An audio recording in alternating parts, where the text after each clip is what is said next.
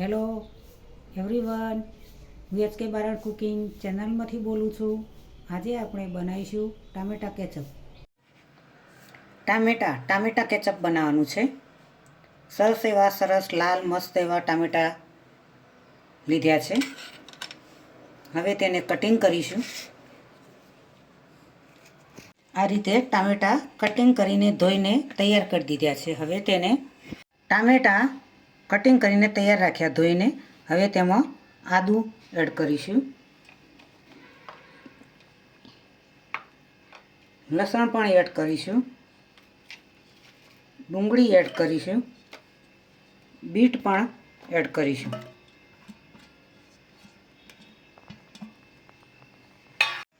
એક તજનો ટુકડો, 4-5 લવિંગ છે, 4-5 મરી,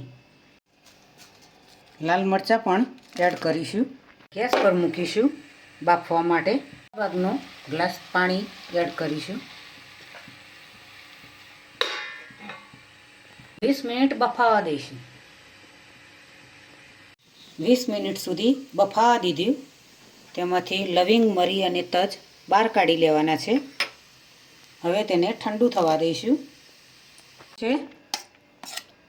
હવે તેને મિક્સર જારની અંદર ક્રશ કરી દઈશું. બંધ કરીને ક્રશ કરી દઈશું. ક્રશ કરી દીધું છે. હવે તેને આ રીતે ચાળણીની અંદર ચાળી દેવાનું, ગાળી દેવાનું. ગળણીની અંદર આ રીતે ગાળી દઈશું.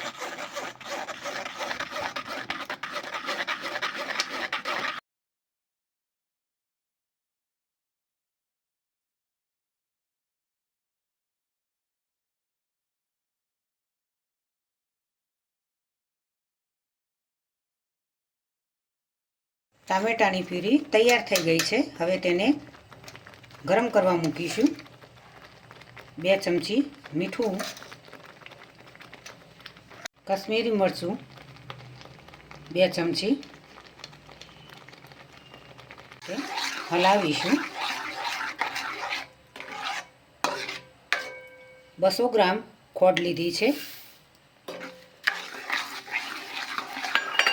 કિલો ટામેટા હતા, 200 ગ્રામ ખોડ લીધી. હવે ખોડને ઓગળવા દઈશું, હલાવતા રહીશું.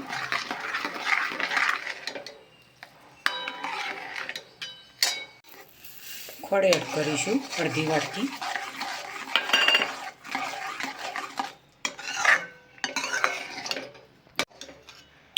વિનેગર એડ કરીશું.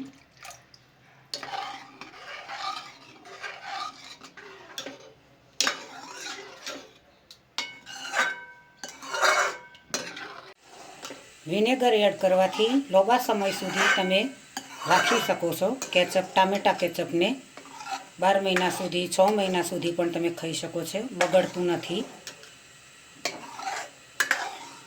વિનેગર ના હોય તો લીંબુનો રસ પણ એડ કરી શકાય. આ રીતે ઘટ થવા દેવાનું છે. બજાર જેવું ટામેટા કેચઅપ તમે ઘરે બનાવી શકો. ખૂબ જ સરળ રીતે બનાવી શકાય. ત્યારે તો ખૂબ જ ટામેટા બજારમાં મળતા હોય છે. તો સારું અને શુદ્ધ ટામેટા કેચઅપ તમે ઘરે ખાઈ શકો બનાવીને. સરસ રીતે ટેસ્ટી અને સ્વાદિષ્ટ કેચઅપ તૈયાર થઈ ગયું છે. કરી દીધો. ઠંડુ થાય એટલે બાઉલમાં લઈશું. ટામેટા કેચઅપ તૈયાર થઈ ગઈ છે. બાઉલની અંદર સર્વ કરીશું.